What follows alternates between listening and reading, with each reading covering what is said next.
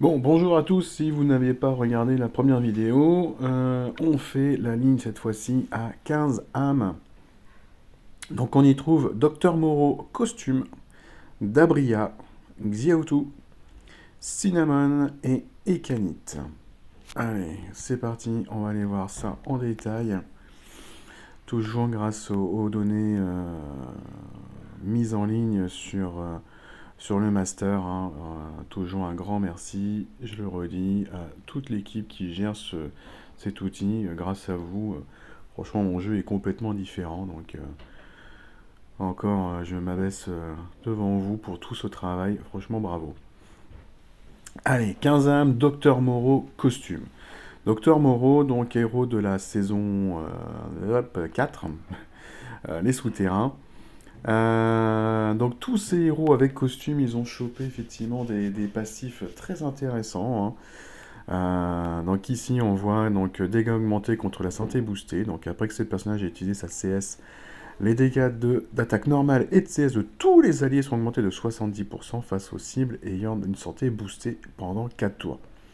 Et comme on voit qu'effectivement on a de plus en plus de héros qui font du overheal en rapide, voire plus que très rapide, hein. Si on reprend la Mami Ninja, c'est même pas du très rapide, hein, c'est 4 tuiles, hein, avec, dans des bonnes conditions.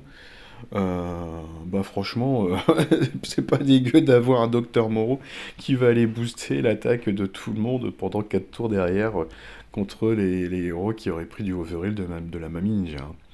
Ou de Hathor, ou je sais plus qui c'est qu'on a eu récemment là, que je disais, c'est un truc de dingue. Euh, Hop, hop, hop. Bah si, c'est Odile dans le portail de l'opéra.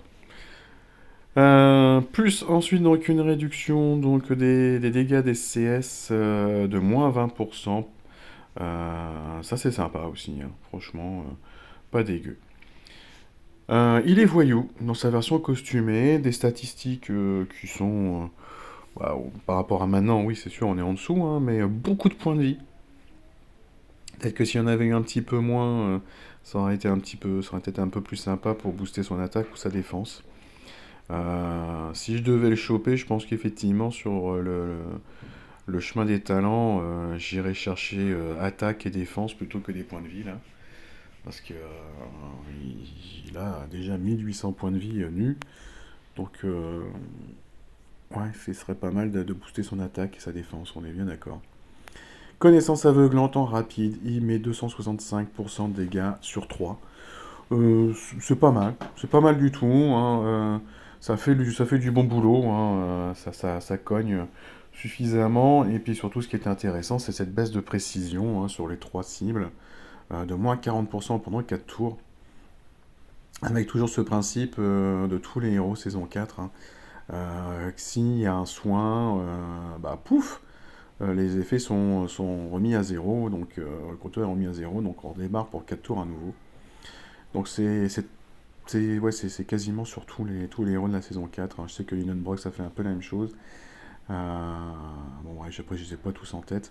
Mais ça, c'est très sympa, hein. Donc, un héros, pourquoi pas, effectivement. Euh, pour 15 âmes, est-ce qu'il les vaut? Oui. Oui, c'est un héros que vous pourriez utiliser, effectivement, en GDA, en tournoi aussi. Alors, c'est sûr que sur les GDA ou tournois rués, il y a peut-être un petit peu moins d'intérêt. Vous allez certainement trouver mieux en termes de dégâts ou en termes d'impact sur le moment même. Mais sur le reste, il peut avoir son intérêt. Franchement, moi je dis oui pour 15 âmes, pas mal. Pas mal du tout. Ensuite, nous avons dit que nous avions Dabria. Dabria qui est ici. Alors, Dabria, un héros des chasseurs, là, c'est l'événement qui était lié à l'île aux monstres, hein, même si on trouve ce portail-là en dehors du moment où de l'île aux monstres. D'ailleurs, heureusement, parce que vu que on a eu la troisième île aux monstres le mois dernier, au début du mois, je sais plus, on n'aurait pas eu beaucoup l'occasion de te rencontrer Dabria. Donc Dabria, c'est un résurrecteur. Alors, qu'est-ce qu'il a comme passif? Lorsque ce personnage utilise sa CS, il inflige une marque de chasseur à un ennemi aléatoire. La cible reçoit 150 de dégâts sur 3 tours, c'est pas énormément. Mais si une cible avait déjà cet effet, la durée est réinitialisée et les dégâts sont augmentés de 150. Donc ça c'est sympa. Bon, le seul problème c'est que vous savez pas sur qui vous allez mettre la marque du chasseur. Donc ça c'est juste un petit peu dommage. Mais vous allez, si vous vouliez prendre Dabria, c'est pas pour ce passif-là. Le sens du chasseur. Donc lorsque ce personnage utilise sa CS, il transmet l'effet négatif dissipable le plus récent dont il souffre à la cible. Bon, le problème c'est que sa CS ne cible personne. Donc si la CS n'incite pas de cible, un ennemi aléatoire est sélectionné. Voilà, et si si Dabria n'avait pas de malus en soin, eh ben, il récupère 8% de santé. Bon, c'est toujours ça, hein. Ça a le sens au moins d'exister. Pourquoi pas. Alors, en termes de stats, on est un petit peu en dessous de ce que nous a proposé le docteur Moreau juste avant. 850 d'attaque, 894 de défense, 1559 de points de vie. Là, clairement, c'est un héros. Si vous le chopez, enfin, si vous le décidez de le prendre, il faut booster sa défense et ses points de vie. C'est un résurrecteur, donc booster son attaque, ça n'a pas d'intérêt. En moyen, il va faire la liturgie des déchus. Donc, chaque allié tombé en combat a 40% de points de vie, de revenir à 40% de chance, excusez-moi, de revenir à la vie avec 20% de points de vie. En moyen, c'est pas mal du tout, hein. Je trouve que la référence, ça reste toujours Mernor, hein, qui fait 55% de chance de ressusciter avec 10% de points de vie. Là, le terme de chance est un peu plus faible, mais vous êtes en mana moyen, donc vous allez peut-être pouvoir recharger Damria rapidement pour pouvoir donc ensuite peut-être à nouveau tenter une résurrection. Quand je dis que c'est Mernor, la référence, pour moi c'est la Mernor en termes de pourcentage et de vitesse.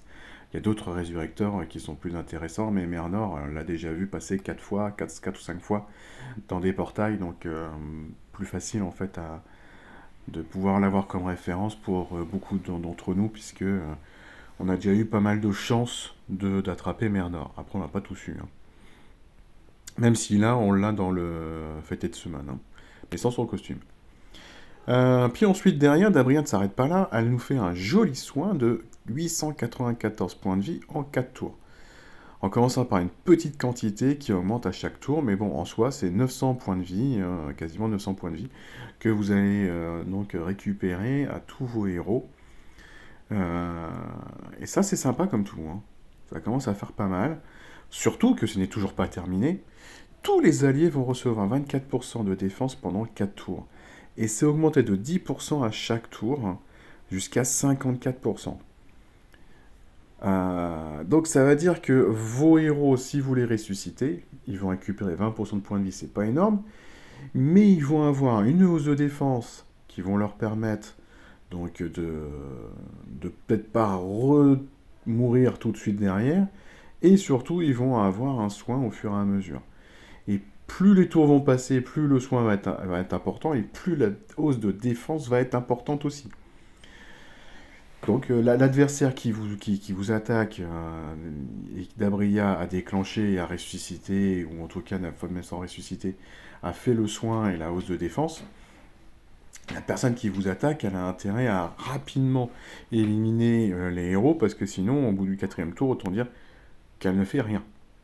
Parce qu'en termes de perte de points de vie, les héros vont se soigner, et en termes de baisse sur la hausse de défense, à moins plus 54%, c'est énorme. Donc les dégâts vont vraiment être assez faibles. Donc Dabria à 15 héros, 15 âmes, encore une fois, oui, un bon choix. Une possibilité non négligeable donc de se faire plaisir. Surtout si vous aviez déjà Mernor, même avec Mernor, Dabria peut avoir son intérêt, hein. Si vous n'avez pas Mernor et que dans le Fated Summon, vous pensiez peut-être prendre un autre héros, n'hésitez pas à aller prendre Dabria donc dans le Soul Exchange. Un héros très sympathique et utilisable en défense, en attaque, sans souci, hein, dans tout type de tournoi, bah, sauf le tournoi sans soin, bien évidemment. Mais en GDA, aucun souci pour l'aligner également, hein. Donc non, non, très très bon héros, 15 âmes, ça les vaut. Pour moi, à mon sens, ça les vaut. Pourquoi pas? Franchement, pourquoi pas? Ensuite, toujours pour 15 âmes, nous avons Xiaotu. Xiaotu, donc un héros donc, du portail du calendrier lunaire, qui est sorti donc au janvier ou février l'an dernier, je dirais janvier. Euh, excellente, excellente. Franchement, je l'ai. J'avais eu beaucoup de chance effectivement d'attraper ce héros. D'ailleurs, coucou à ma femme en fait, hein, c'est ma femme qui avait fait les invocations ce jour-là et elle criait Lapinette, Lapinette, Lapinette et donc elle a alors, effectivement fait sortir Lapinette du portail, pas du chapeau mais du portail. Et je n'avais que 5 jetons en fait et c'est au cinquième jeton qu'elle a effectivement sorti la Lapinette. Donc merci ma femme. Donc excellente. Voilà, moi tout de suite, ce héros-là, je l'ai amélioré. Des statistiques bien évidemment un peu faiblardes par rapport à d'autres héros actuellement, mais moi je l'ai donc limite break 1 et full talent. Euh, Elle fait beaucoup de dégâts, hein, 655% de points de dégâts à la cible. J'aime beaucoup la deuxième partie de sa CS également sur le fait qu'elle va bloquer les soins sur 3 héros pendant 4 tours et en plus s'il y a un soin, bah, ils prennent 250 points de dégâts. Mais surtout, moi ce que j'adore, c'est son passif. Elle va bloquer donc tous les sbires. Tous les sbires, c'est génial. Elle ne bloque pas les méga sbires. Attention. Mais tous les sbires sont bloqués. Donc les Waterpipe, les Dames du Lac, les Béras, qui nous cassent les pieds parce que leurs sbires font perdre du mana ou vous nous empêchez de choper des sbires, etc. Moi, c'est un régal, hein. Xiaotu, dès que je vois un Waterpipe ou un Damria, pas Damria, Dame du Lac, je sortais Xiaotu. Je m'en fichais, même si c'était pas la bonne couleur, je m'en fichais. C'était son passif qui m'intéressait. Et dès que j'avais de toute façon trouvé mes tuiles et que ma CS était prête, 655% de dégâts sur une cible, bah, je peux vous assurer que ça fait quand même très très très mal, quoi. Pour 15 âmes, également un très bon choix. Voilà, je suis désolé de le dire, mais pour 15 âmes, on a une très jolie ligne. Et Xiaotu peut sortir du lot sans souci. On continue, on va aller voir les petits vers et les vers. Donc en vert, nous avons Ekanit. Ekanit, donc héros ninja. C'est Yams hein, qui disait que Ekanit n'avait jamais été à la une dans le portail de la tour ninja. Bon, je veux bien le croire, hein, parce que de toute façon, moi, c'est un portail où j'ai jamais eu beaucoup de chance, sauf d'avoir chopé le Nunchaku, hein. Donc, moi, il y a une très très bonne mémoire, Yams, hein, parce que moi, j'ai aucun souvenir des héros qui étaient à la une il y a 1 an, 2 ans ou 3 ans. Donc, bravo à toi, Yams, je te crois quand tu dis qu'il a jamais été à la une, il n'y a pas de souci. Euh, combattant. Héros à charge, bien évidemment. Donc la charge 1, 200% de dégâts à tous. C'est pas mal du tout, ça, déjà, hein. En 5 tuiles, 5 tuiles, 200% de dégâts à tous. C'est très très sympa. Invoque un sbire shinobi pour chaque allié avec 8% de points de vie, 10% d'attaque. Bon, là par contre, c'est ridicule. Mais bon, il existe. Le sbire au moins existe. Mais c'est un sbire. En face, vous avez Kani qui balance donc des sbires, vous avez en face une Skadi. Skadi va se régaler, hein, parce que là, c'est sûr, elle va les défoncer. Le sbire Shinobi permet donc au propriétaire de contre-attaquer avec 60% des dégâts subis. Euh, bon, la contre-attaque, tant qu'elle est là, elle est là seulement parce que le sbire est là avec 8% de points de vie. Le sbire étant tellement faible que je pense que la partie de contre-attaque va vite dégager. Mais en tout cas, sur cette charge x1, déjà, les 200% de dégâts sur tous, c'est déjà pas mal du tout, hein. La charge 2, ben, on retrouve exactement le même principe, 280% de dégâts à tous cette fois-ci. Le sbire est deux fois plus de points de vie. Par contre, la contre-attaque, c'est toujours la même, c'est 60%. Ce que je trouve dommage, c'est qu'en fait, entre la charge 1 et la charge 2, il n'y a pas assez de différence. Donc, moi, si je devais prendre un Ekanite, je pense que je balancerais que des fois 1. C'est pas le sbire, en fait, qui m'intéresserait. Je pense que je balancerais que des fois 1. La fois 2, 280, alors qu'avant, c'était 200%. Bah, autant balancer les 200%, et puis 4 tuiles, 5 tuiles après, vous balancez à nouveau 200%. Et ça sera plus sympa, hein. La charge 3 commence à être un peu plus impactante, mais encore faut-il trouver toutes les tuiles. 360% de dégâts à tous, 22% de points de vie, 26% d'attaque pour le sbire. La contre-attaque s'élève toujours à 60%, c'est ça qui est dommage. La contre-attaque n'est pas augmentée. Donc, mais, franchement, un héros rapide, enfin rapide, pas rapide, mais qui en moins de 2 matchs de tuiles vous fait 200% de dégâts sur tous, c'est sympa, hein. C'est très très sympa. Héros combattant, donc il peut revenir à la vie. Vous pourriez rebalancer la CS si elle était prête. Non, très très très très intéressant et canite, hein. Très intéressant. Et puis on termine avec les bleus. Et les bleus, bah, encore un héros intéressant, c'est Cinnamon.